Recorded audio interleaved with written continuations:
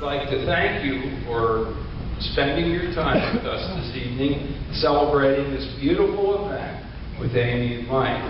Before I give the toast, I'd just like to say a couple of things, just personally to Mike and Amy, telling them some of my thoughts. Some of you don't know this, but Mike served in the military for a period of time. When he came home, about a year and a half ago,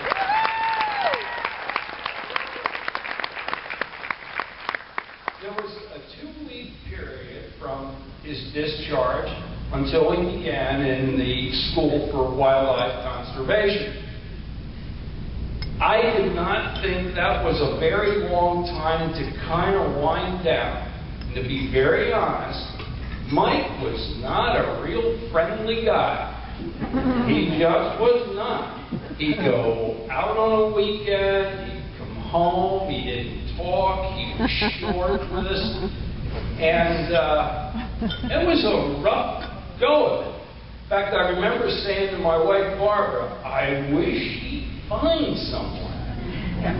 It was difficult. Then Amy came into his life. To say she has changed him would be an understatement. I cannot believe the change in you. I really mean that. I just want to tell a little story, and this will hopefully make a little more sense, and then we'll get on with the toast. One day, a little more than a year ago, I don't remember, Barb said to me, you know, Mike had a date the other night. I said, really? With whom? I don't know. Somebody met down there in Harrisburg. Well, it happened to be Amy. So that weekend, when he came home, close to the conversation we had, I said, I understand you had a date. And he said, yes, her name is Amy. She graduated from Pitt. She grew up in Harrisburg. No, I don't know what her parents do for a living. Don't ask me anymore. Okay. Merry Christmas to you, Michael. So I let it go. And about 2 weeks later, one Saturday afternoon, I was sort of channel surfing, and Mike's nearby, and the announcer said, today, Pitt lost to Syracuse, 67 or something. All of a sudden, I hear a voice say, hey, what was that Pitt score? I said, they lost to Syracuse. What do you care?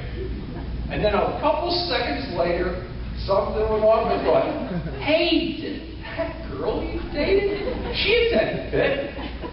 And he said, yes, and that girl's name is Amy. That's your 2 questions for the day. Don't ask anymore.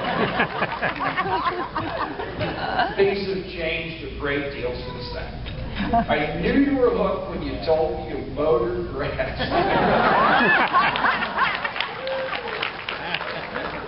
Anyhow, Amy, I cannot tell you how terribly proud and delighted we are to have you in our family. You've made Michael happy, and by extension, Barb and I are so incredibly happy. So today we're passing him on to you. He's still a work in progress, but I'm confident you'll be able to make him behave himself. Michael, to you, you're my son and I love you. But more important, you're a man of fine character, great moral principles. For that, I salute you. Now,